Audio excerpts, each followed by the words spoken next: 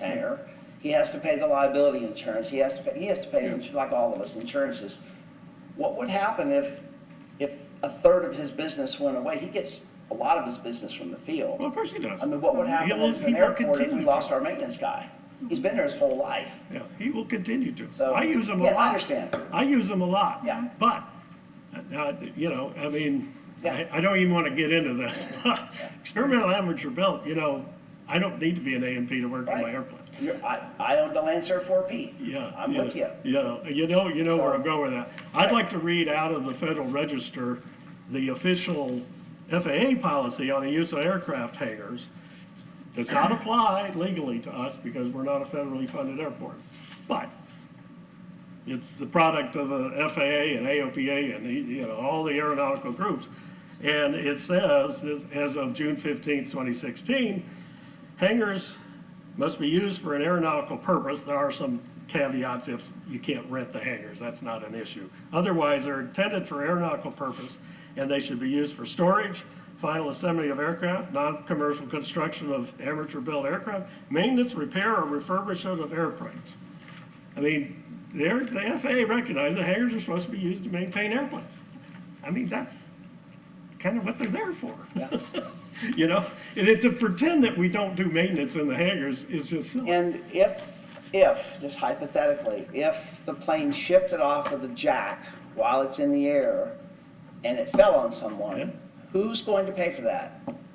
I know I have insurance for it, but I don't really want to pay for it. And I'm not against you. I'm trying to think If of, an airplane falls on me, my wife's got a big problem. You know, she's Well- going to have to get that airplane off of me, and there's nobody to sue. Who's she Okay. going to sue? Me?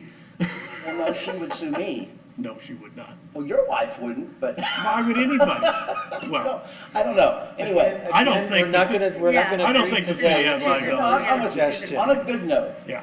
about 95+% of all the people that had problems cleaned them all up this last week. So huge, everybody was up in arms, and Well, then the they fire came down to inspector got, earth, that and was everybody good. cleaned up their problem. I mean, almost everybody. So Mike was incredibly pleasantly surprised, and so was the fire Yeah, inspector. so So that's that's good news. Yeah. And I am going on the record, I'll go either way. Yeah. The city wants whichever way, Yeah. I'm good. Along with that, if I could add one more, in paragraph 4, just to throw it out into the record, it talks about inoperative aircraft in 90 days. You know, if somebody had to pull an engine and send it off for overhaul, that can take months. 90 days is You know, ridiculously and short. along with this, one thing that this lease lacks is a rules and regulation procedure document to accompany it.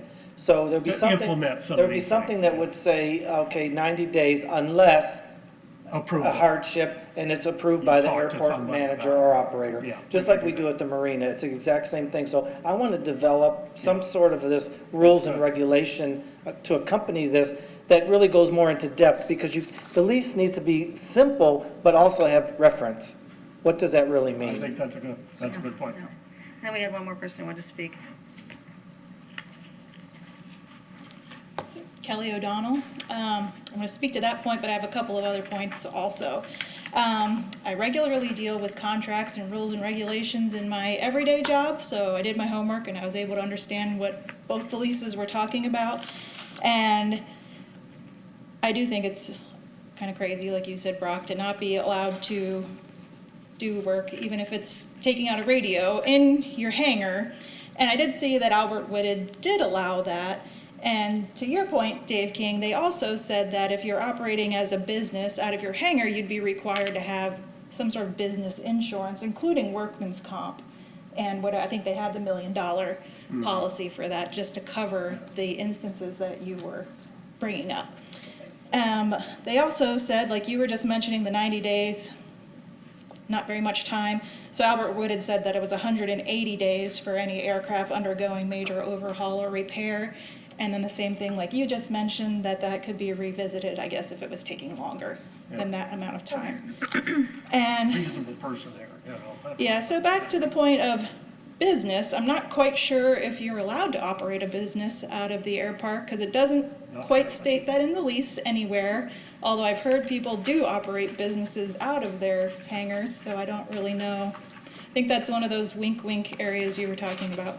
Brock. So Yeah. I think if you are allowed to now, or if you are allowed to in the future, that should be clarified in the lease, if you're able to or not. I also saw that Albert Whitted allowed a double occupancy of their hangar. I don't think that the Airpark does that right now. I'm not sure if that would be something that they would want to revisit in the future. I'm not sure all the legalities of what that means. I think that should be one of those subject to airport approval. Because there are, I know of a couple hangars that are, And then, possibly, yeah. I also saw that Albert Whitted allows aircraft constructions for those who are looking at RVs or other different aircraft that they're wanting to home build themselves. And again, I think they cover themselves by requiring even the individual person to have some sort of insurance to be able to cover any kind of accident. But they also have the clause in their lease that says that you can't hold the airport liable for anything that happens, to just try to cover themselves. And that's not to say that someone won't try to sue you anyway, because people are sue happy, but that at least is written in there to try to cover that That's a good instance. point. And, I'll just make one quick comment on that, Kelly, if I can interrupt you for a moment. And that makes sense to me. It's the first flight type scenario that we're most worried about, and Albert Whitted, that can be over water. Some of these other airports can be over pasture. We're immediately over neighborhoods here, so Clearwater is very protective of those neighborhoods. So that's why we're a little more restrictive in that arena. And if you don't want to allow, I guess, construction of aircraft, then I think you would just need to make sure that that's clarified, especially if you change number 4 to say where it's not requiring only an airworthy aircraft. And if you do allow some sort of maintenance, you'll have to specify then that building of aircraft is not allowed, just to make sure you would The cover. operating rules actually address Okay, first flight and phase 1 of okay, I didn't amateur-built airplanes. see Yeah. those at all. Yeah. And so my other thing was, if you stay with a month-to-month lease, in number 6, it says that there's only a 15-day written notice that the rental amount could be adjusted. I don't think that that is fair. I mean, if you look at any regular lease, even if you're on a month-to-month, they still give you 30 days notice. So I think whatever you decide to move forward with in your lease, that should be the amount of time possibly that you give someone notice for. So if you do move to the 5 years, not to say you need to give them 5-year notice, but I definitely think it should be at least 30 days. And lastly, number 17 says no shop equipment. You don't have definitions in your lease, and that to me is too vague, especially if you're saying that you are allowed to polish and clean your aircraft and complete the regular maintenance allowed under FAA by the owner and pilot. So are you allowed to have a toolbox in there to do that kind of stuff? Or are you allowed to have some sort of, table in there that holds your cleaning stuff? I don't know, because that's not clear in here. But to me, I would think that you would still be allowed to store some sort of toolbox and, I don't know, some Rubbermaid container that would hold your cleaning material, but that is not clear enough in here because I don't know what the definition of shop equipment is. And I did see in the Albert Whitted one that they had a section for definitions to make sure that these kind of unclear items were clarified for the general person. No, thank you, Kelly, for that. Those are some of the things we're looking at too, because it's not clear. That's these gray areas. What is shop equipment? What is this? There's nothing to rely on, so we're going to clean that up too. Awesome, That was thank all I you. had. Thank you. I just have one more item, Welcome. and I'm still David King.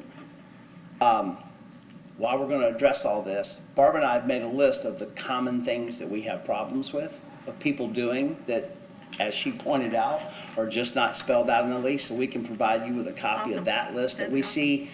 Everybody, we go to them and they're doing whatever, and we're like, you can't do that, and they say, well, whatever, and we get into a big discussion about it. But the other problem that we have is we have a waiting list. I mean, since long before, well, maybe not you, because since you've been here, which has been a long time, and I've known you for 20 years, we've always had a waiting list at the airport. Yeah.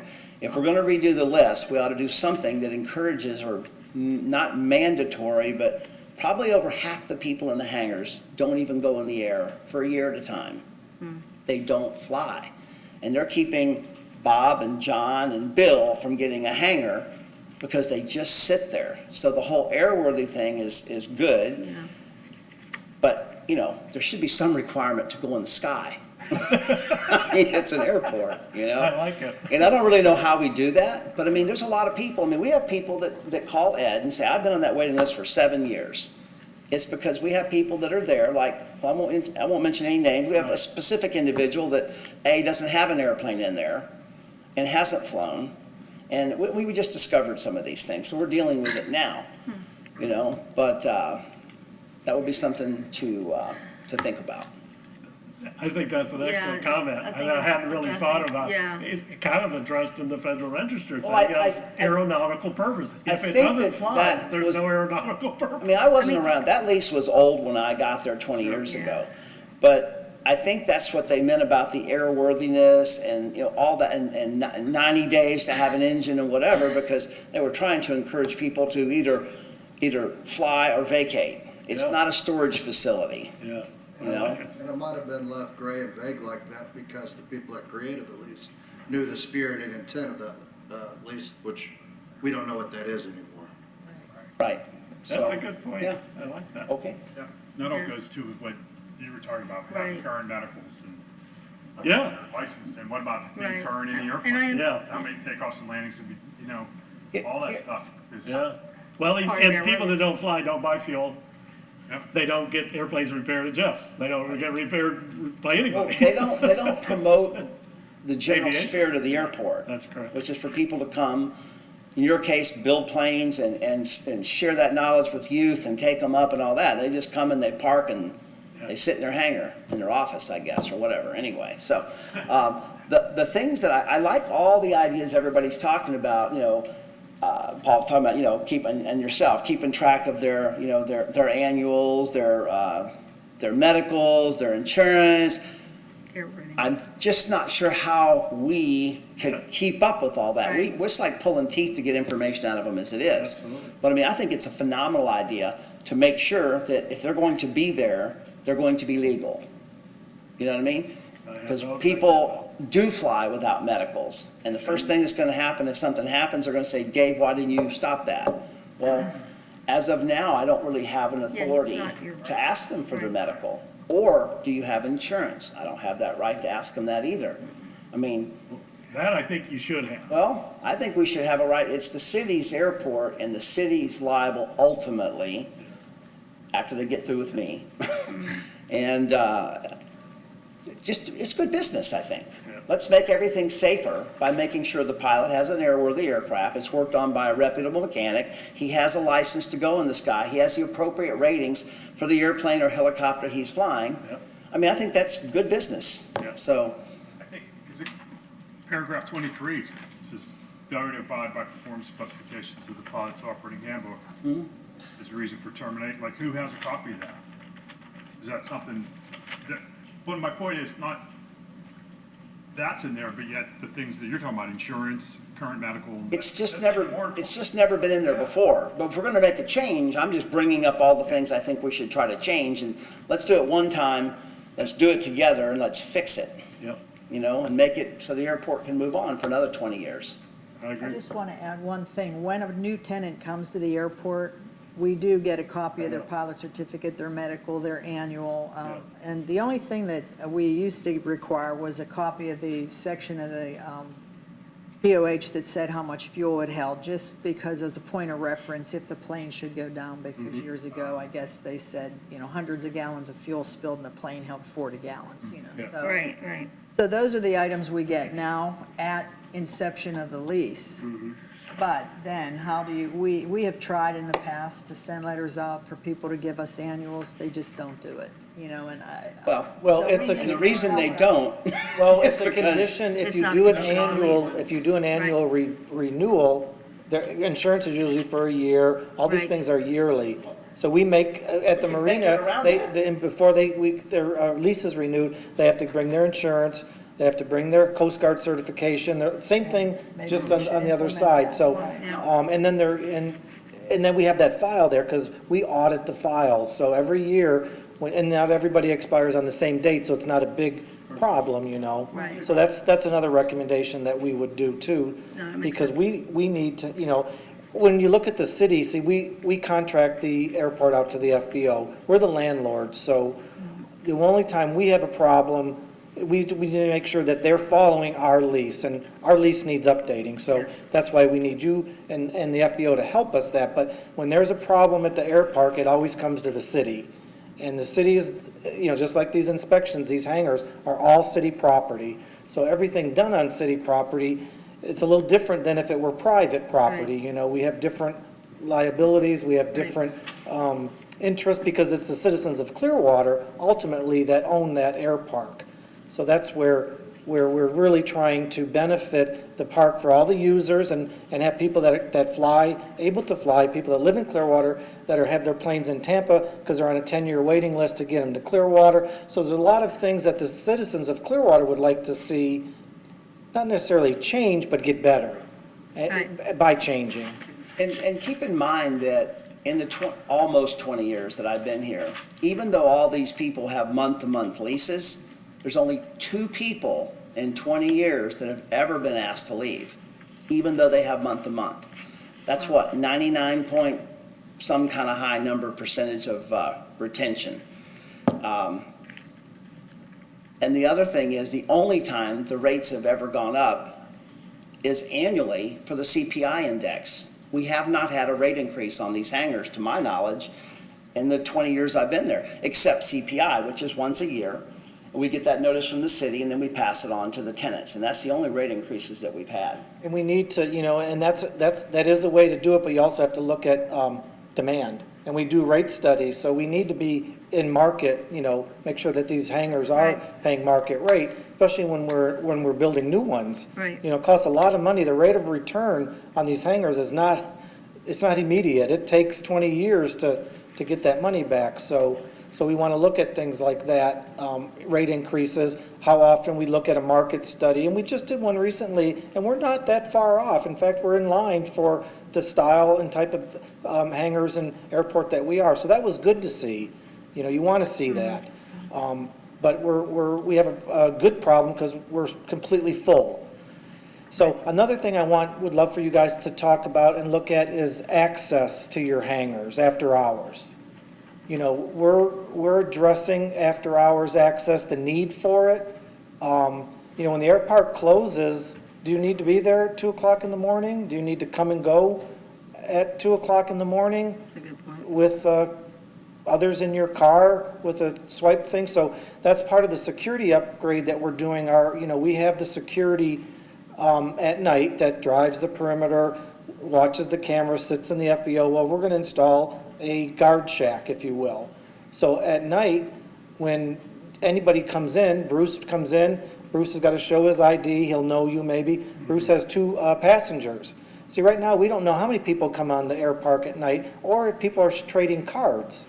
You could give your card to your friend to go pick something up, drop it off. So include that in your discussion on the need for after-hours access. How important is that to somebody that leases a hangar? The only time I've ever been there before 7 is if I'm flying somewhere and I want to take off at 7. Yeah. I may Right. get there at 6:15 in pre-flight and blah, blah, blah, and go to the bathroom, that sort of stuff, and be ready to go. I don't work on an airplane at 3 o'clock in the morning. And then But I'm reverting sure back to somebody city does. property, we have other leases Yeah. in the city, and we don't allow 24-hour access into city buildings Yeah. Right. that I can think of anywhere. So, when it closes, the Marina building, we lock it. When the library closes, it locks. The librarians aren't in here, Right. straightening books up at 2 o'clock in the morning. So that's what I'll spread that around in my groups. yeah. It makes I sense. honestly don't know why you would need there to be more than an hour past the last landing time And if you did, and you would more than sign an in hour with the before you guard. depart, at Yeah. 7. Or you know. pre-notification Like to. midnight to 6, Yeah. I don't know why anybody would need to be. Yeah, if you left your cell phone in your plane and you went at midnight, the guard would let you in and sign you out at 12:15. There's a lot of reasons you might go back, but it needs to be tracked. And I use the Marina as an example because it's similar but different. Our security guard notes on the boats, if there's somebody on the boat. We don't knock on the door and say, who's in here, but, okay, this slip, lights were on, voices were heard. So we know that there are people in these slips, so then the next morning, if there were a problem, we'll say, well, hey, somebody was on that boat last Yeah. night, and the owner said, wasn't me. There's just things like that we need to be more diligent of, and we take what we know from working at the marinas, and I'm trying to use those useful tips and tools for you guys in the hangars and the airport, because we've made a lot of nice changes on the marina side that I think you can correlate to the Right, airpark side. Right, and honestly, not having been a tenant in all these years, I've been on the field since the early 90s, I never realized that the lease was structured that way. And I've been on the board a long time too. It's never been discussed Yeah. that I'm aware of. So I think it's due. I mean, I really think we do very need much to address so. this. And we need your So- input because you guys are the pilots, you guys are the ones that are doing it. And I'm just gonna be the one that's gonna take all of these good things and try to put them together and see what we can come up with. So this will be a product that we work on for a couple more meetings. Right. And then we get the city to look at it, legal, city manager, who is over the Airpark that can make these Right. decisions for us and make these changes and put it into place. Okay, and then you had any comments? Just a couple of things to those points. I do think that what you're saying, like not needing to be there at 2 a.m. is right, but like you said, Bruce, if someone comes in at 11 or wants to leave at 7, then there needs to be like maybe that hour Yeah. leeway in Little- there. Oh, little wiggle room for absolutely. that. Clean up, but then once they have the security guard, that can cover if someone's there a little bit later too. And as far as hangar price, I would again, like I mentioned at the last meeting, remember us younger pilots that don't have as much money and don't increase hangar prices just because of demand. That's why I still can't find a house to buy yet, because the demand is up so high that housing costs are, I mean, they're almost 100,000 more than what the house is actually worth because demand is so high right now. And to Dave King's point about airworthiness, Albert Wooded one also talked about that, and it said that the aircraft that's stored on the premises must be airworthy, and that would be outside of that maintenance time.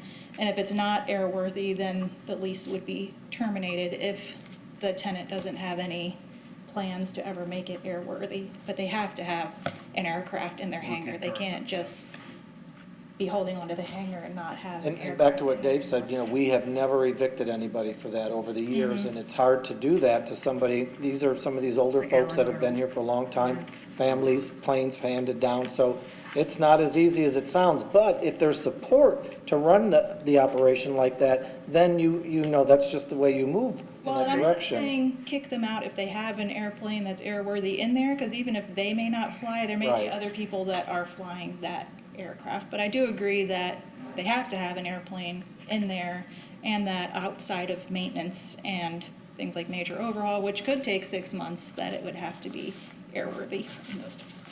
Thank you. I mean, we might even consider, I mean, there are a couple, like, when, Mr. Arnold was alive, I mean, he didn't fly anymore, but he Yeah, it'd be was, hard to kick him out. it would have been very difficult to do that. I mean, there might be some grandfathering we have to think about. There's a rear one there that, Yeah, we might need to think about too. yeah. So, Yeah. there's some things that, Battery, of course, too.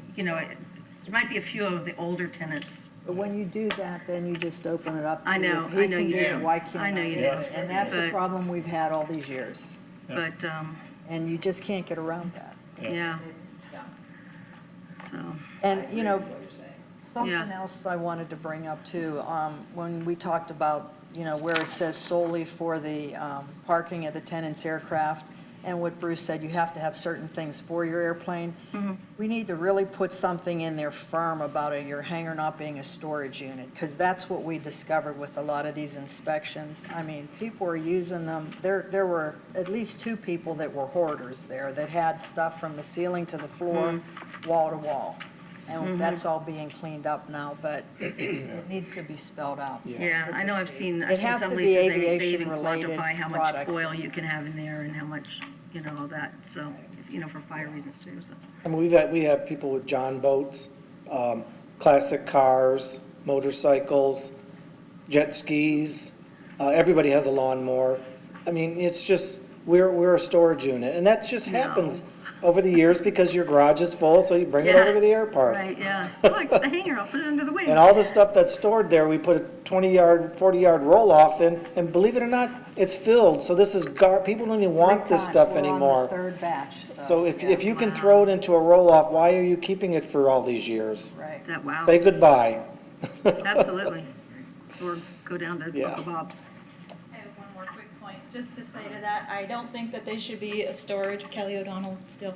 But we have a lot of transient people that, snowbirds that come down here and they may not have a house. They may just go to a hotel or maybe a condo or something. So I'm not opposed to the idea that if there's room, that within reason, they might have a motorcycle stored in there or a car in there, because when they do come down here and they stay for their amount of time, they usually need some other sort of transport. Well, that's However, why- there's plenty of storage, public storage units that they can rent and store that kind of stuff. You know, we in. want to make the leasing, I don't really know how that It works. costs $250 a month to store a car somewhere. That's a Yeah. lot of money, it is, and at the at the Federal Registry again, which, can I submit this to the record? I'll give you this copy, Ms. Sullivan. Provided the aircraft is used primarily for aeronautical purposes, airport sponsor may permit, and again, this is not regulatory on us, may permit non-aeronautical items to be stored, provided they don't interfere with the aeronautical use of the hangar. While sponsors may adopt more restrictive, then it goes on, it goes through a whole bunch of stuff, but I'll let you read all that. But it also says, but like what Kelly There's said. a limit. If you wanted to come there seasonally and rent a hangar, we may have seasonal rentals, but right now there's no rentals, there's everything's month to month. And of course, if you were living in an apartment and had your plane there, you flew or rode a motorcycle, yeah, of course, those are the kind of things that the operator would evaluate. Right. It is pure storage, where you don't even know what you have.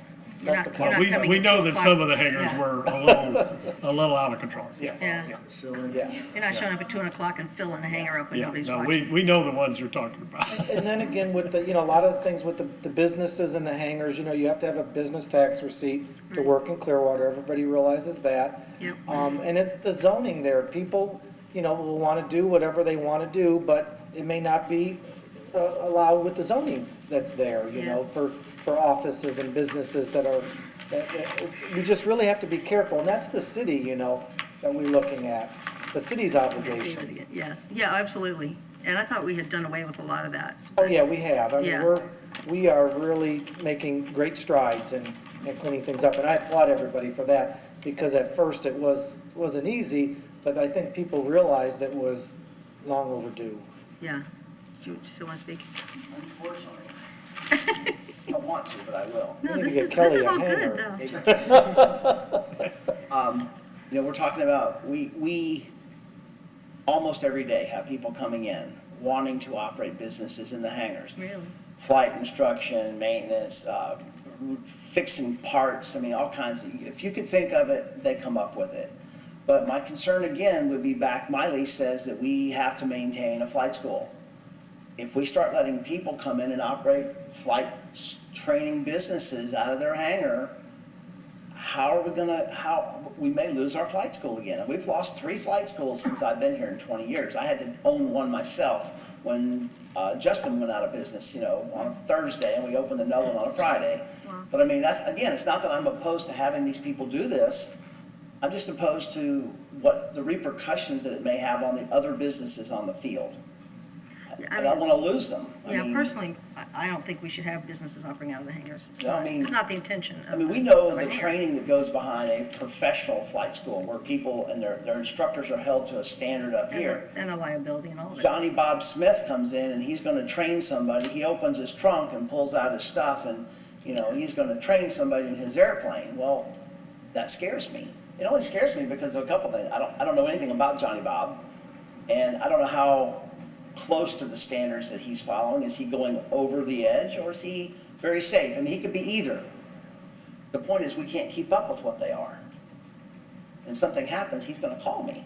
And, and again, when you realize with some of those things that it's what the council has wanted, it's not me, none of these Right. things are what I want. Right. Over the years, with the neighborhoods over there, they don't want all these helicopters and flight schools and Right. seaplanes, and everybody that wants to get into the Airpark, it would just be like nonstop. So the city, we own this facility, we're gonna control it, and we want it to run the way the city wants it to run. We can't say Albert Whitted has a different scenario, they take off over the Right. water. And it's Zephyr Hills FAA, takes off yep. over cow pastures, so some things work differently in different areas, so, but, from councils change, mayors change, but they're the ones that make the big changes for the way the Airpark, whether we want to change the hours of operation, if we allow businesses in the hangars. These are all things that we can't control. Dave can't control them. That's right. He can request them, we can recommend them, but we ultimately have to get the city manager, legal, and the council to approve them. So be thinking of that with, some of your, suggestions. Have you now set up a more regular inspection of hangars? Yes, we have, we always have inspections, but Yeah, the hangars, the type of inspection they would do for the Airpark was more of the open facility areas. These closed hangars hadn't been inspected like this in a long time. So Mike, now, every year, we'll pick a date or a series, how we do that, but yes. But for the most part, most of them were really easy. The fire inspections Yeah. are smoke alarms, lighted Right. exit signs, extension Right. cords, Okay. certain things, storage, everybody, we don't want everybody storing, having a used oil can, 55-gallon drum. That's, Right. the Airpark can provide a place for that, and we can get rid of it there. And people storing gas cans Okay. and all these flammables that are not in fire-rated boxes, Yeah. And, those hangars, everybody's next door. You don't know what's going on in this thin Right. wall on the other side, so that is now something that you're. Yes. Okay, And it became hobbies. People brought their hobbies to the Airpark. And some of them have been problematic, and, we especially need when the to. spouse says get it out. there. That's the after-hour portion I'm talking about. Yeah, Well, and a good example, the paint spray thing, there's one that, boy, does that have an impact on your neighbor? Yes, it You know, does. it has Yes. happened in the past, I don't know that Yeah. it's happened lately, but, Yeah. that's a horror story. where Overspray is you- terrible, you- yeah. You Seen walk it. into your plane and it's got an overspray of your neighbor's Yeah. paint, that's Yeah. not a good thing. When we Seen had it, it's not the pretty. water, people were, we have water spigots outside for whatever you might need it for, and water came inside. Everybody was installing sinks, and we had a shower attempt that we stopped and told them they couldn't do that, because we don't have the sanitary for it. no, So you can't have, you can wash your plane or your car with a hose, but once you bring a laundry tub in there,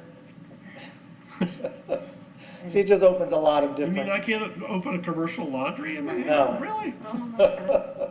Well, the drain is the Give problem. him an It's inch. draining out onto the taxiway Yeah. or into the grass, and that's not. It's not a proper install, so. Quick again, but I think it's a good idea, because Mike and I had to endure the walkthroughs of all the hangars, which, by the way, there's quite a few. Number one, if we do it again, we're gonna do it in the wintertime.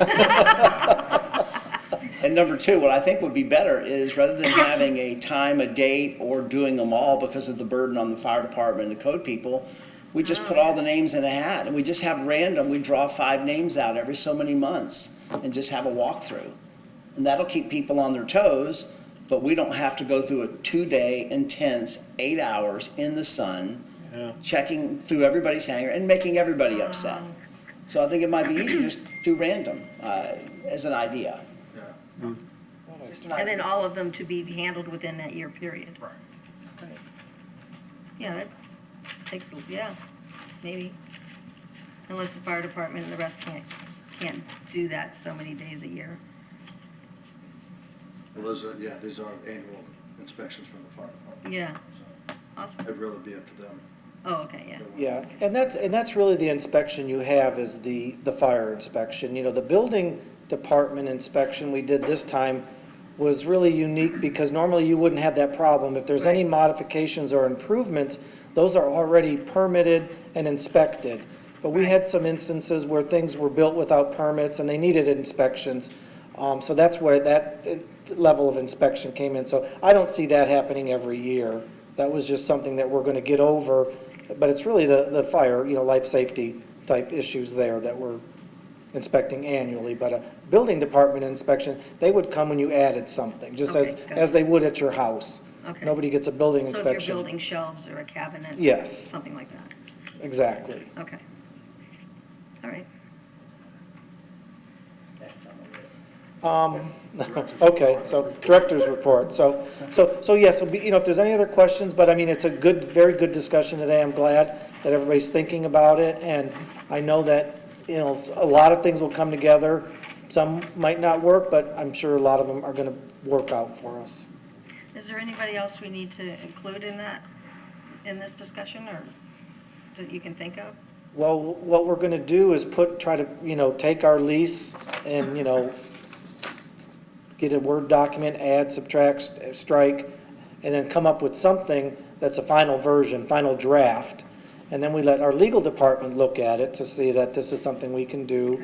And then I'll prepare something for the city manager to look at and ultimately, council.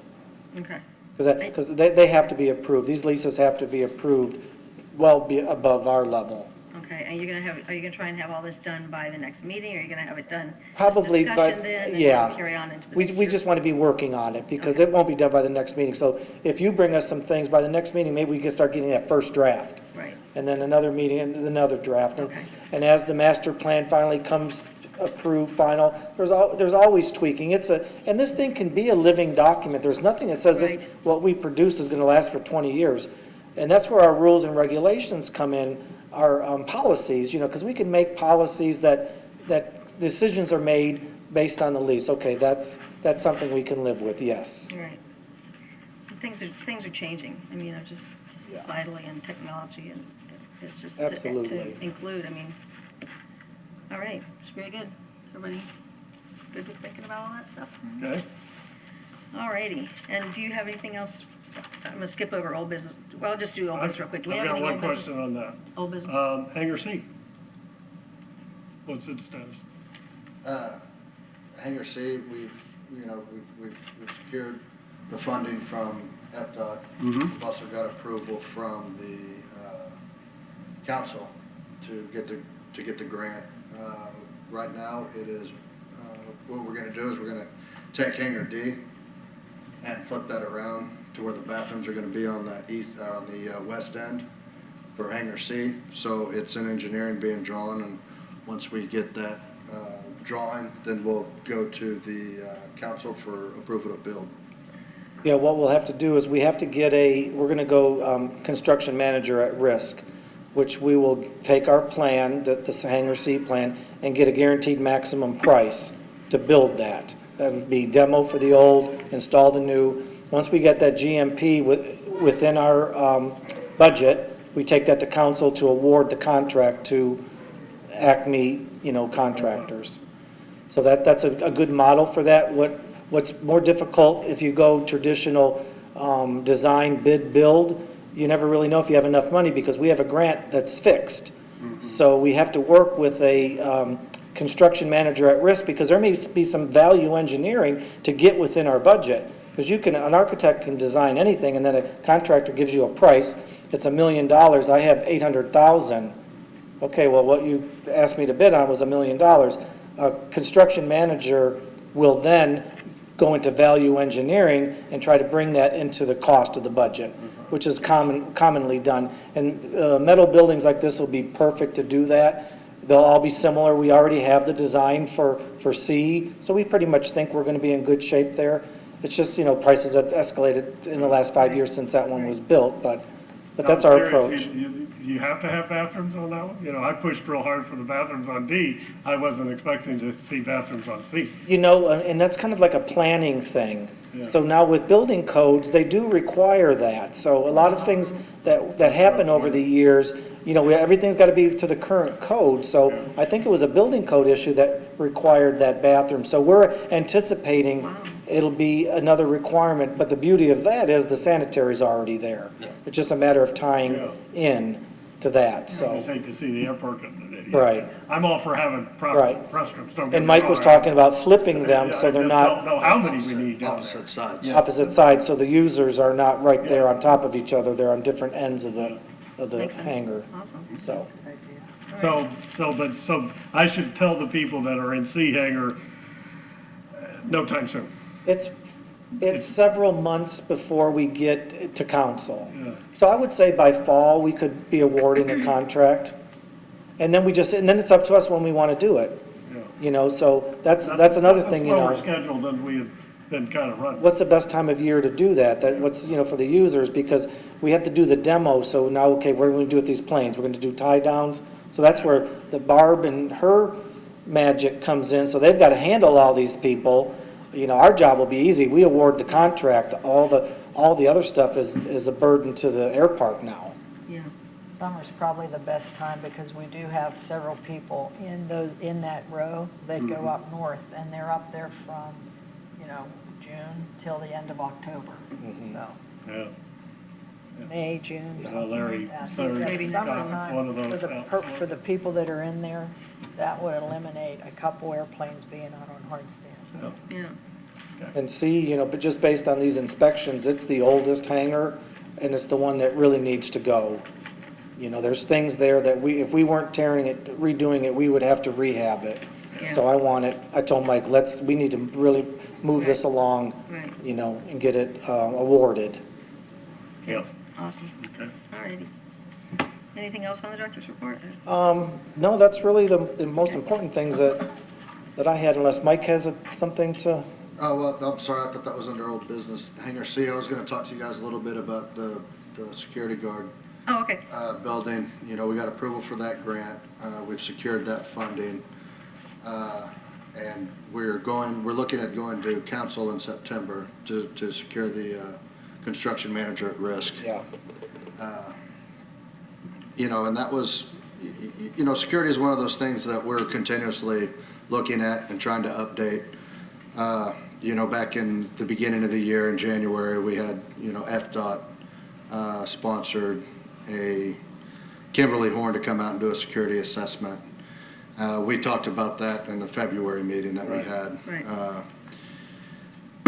And then, so we're gonna have that. We're looking at, a couple years down the road, upgrading the security camera system that we have. And looking at the fencing that we have, upgrading that. Master plan is, I have everything in electronic format. I gotta turn it into the Florida Airports database, get FDOT approval on that, then we'll get the final for the master plan.